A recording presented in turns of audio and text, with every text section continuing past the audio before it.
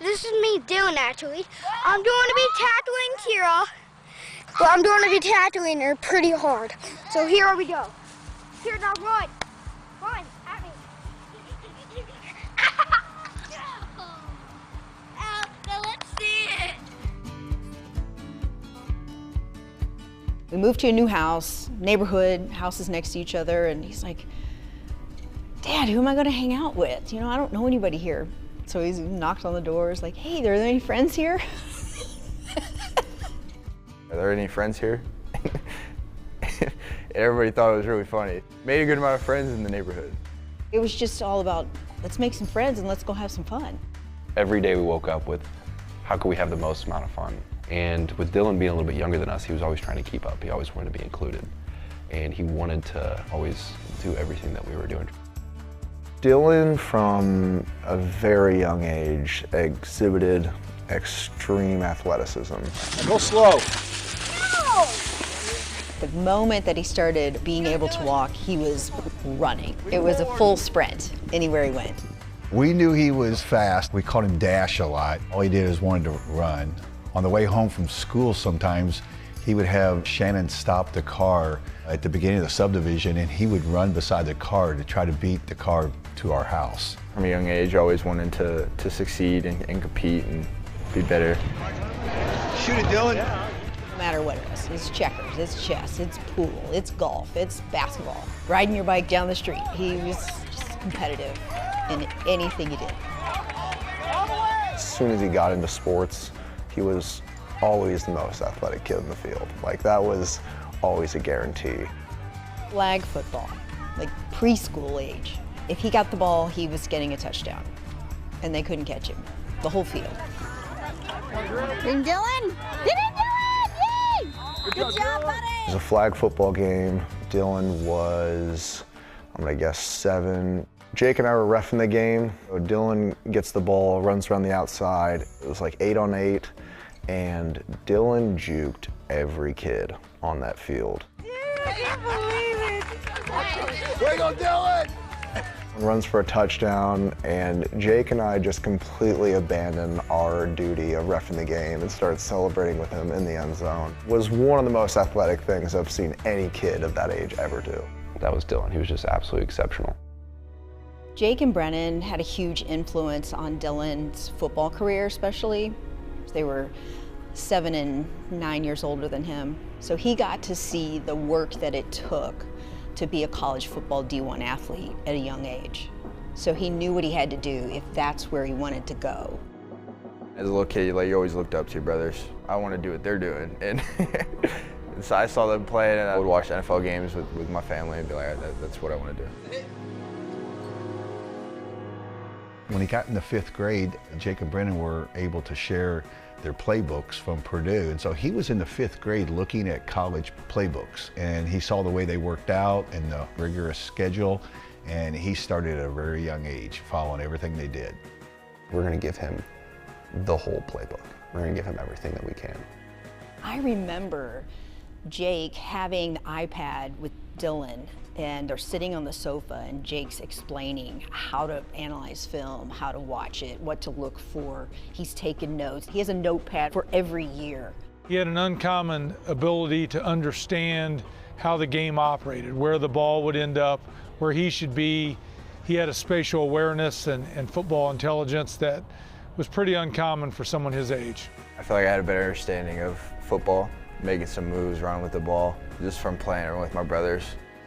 He had the desire, he had the work ethic. We never had to push him. When he was in the 6th grade, he came to us and asked, to write him a training program, and we wrote him one. And this wasn't like a generic, push-ups and sit-ups and squats. There was speed and agility work. So how are we getting faster in a straight line? How are we getting faster changing direction? We had cone drills, and then there were DB drills specifically. How are we improving in footwork? His brothers were 2 of the most significant mentors in his life. The support that they provided him, it's unbelievable. We knew he would be special early on. He wanted to be like them, only better than them from an early age. Everywhere they went, when we were all together, Dillon was right there in their hip pockets, learning from them. At one of the local high schools, I was training, Jake and Brennan.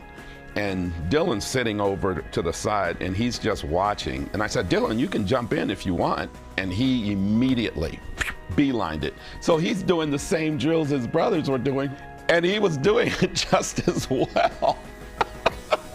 So he was observing, watching, and you could tell that he was itching to get out there and compete. There was a vision there that Dillon would be the best football player of the group the whole time, which when he was younger, I thought was a little crazy considering the other two were playing for Purdue. I thought that's a lot of pressure to put on this guy, but they were right. You know, they could tell even at an early age, he was pretty obsessed with being great, and he chased greatness the entire time.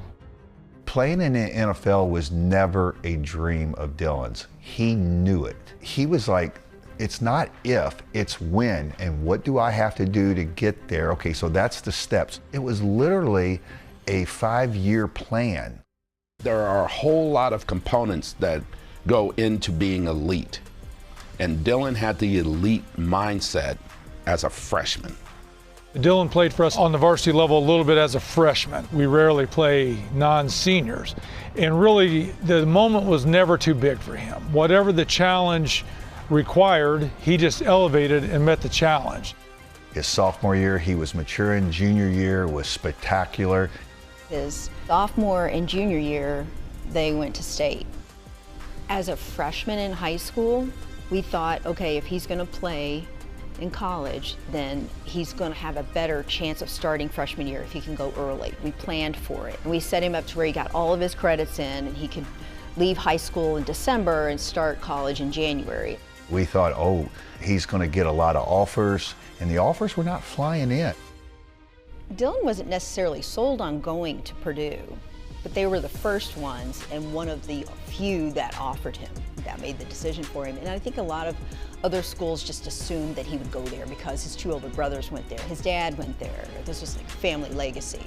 We were actually pushing him to, let's get as many offers as possible and look at all the options and see what's the best fit. Jake got the number 41 and Brennan was 38. The idea came up was let's use the 3 from Brennan and the 1 from Jake because you're a combination of your two brothers, so that's where the 31 came into play.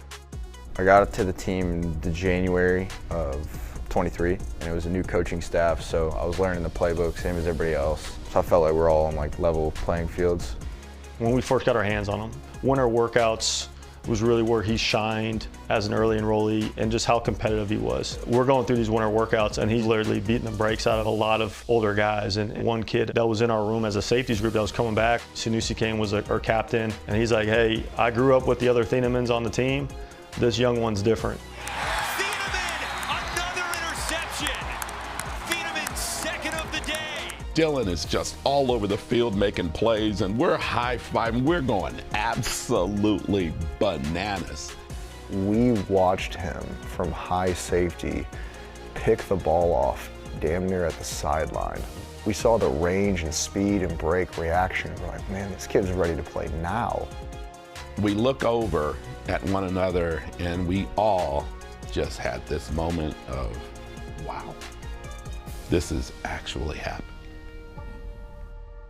He had a great freshman year, statistically, all that stuff is out there. But now it was time to take command of the defense, running the unit, seeing him navigate through the ebbs and flows of a tough season. Well, that sophomore season, it wasn't a good season. I didn't play well, and I feel like I wasn't really progressing the way I needed to. Because after that freshman year, I wanted to go in 3 years, and for that sophomore year to go the way it did, I felt that I had to make a change to really prepare me, I think, for that junior year and for the next level. He was being asked to be Superman every single game. It was really hard to watch. And the type of player that Dillon is, he's gonna fight until the very end. And then to see him hit a point where he's like, hey, I think we need to make a change. Knowing him, that took a lot for him. Dillon is very loyal to his friends, to his family, to his teammates, to his coaches. He couldn't imagine ever betraying someone. So to leave a university that he committed to and who the fans have watched and cheered for, and it was a tough decision to make, but one that he knew he needed to be more prepared to go into the NFL. It would have set him up better than if he'd stayed at Purdue. Him and his family ultimately decided on going to Oregon for his 3rd year. He kind of chased his dream at Purdue and lived that legacy there for himself. He wanted, I think, to go chase the ultimate team goal, which is to win a championship, and that's what's special about the kid. He's a winner. He wants to win at the highest level. He's going to bring people along to do that. Aller, sideline. Oh, it's picked! Dillon Thieneman calls game. That's a walk-off, whiteout winner for the Ducks. The Penn State game, the whiteout, in the week leading up to it, he goes, "Dad, I know who I am and I know what I need to do. And I play so hard in practice that the game is just an extension. It's just another practice." Jake talked about a pivotal moment. He said, "Dillon, we don't know when it's going to happen, but you're going to have a pivot moment. When it happens," he goes, "just take it in." And it happened that Saturday night. It was just a magical moment. The standard at Oregon and how different it was from other places I'd seen. It was just about getting better every day. What's the term right there?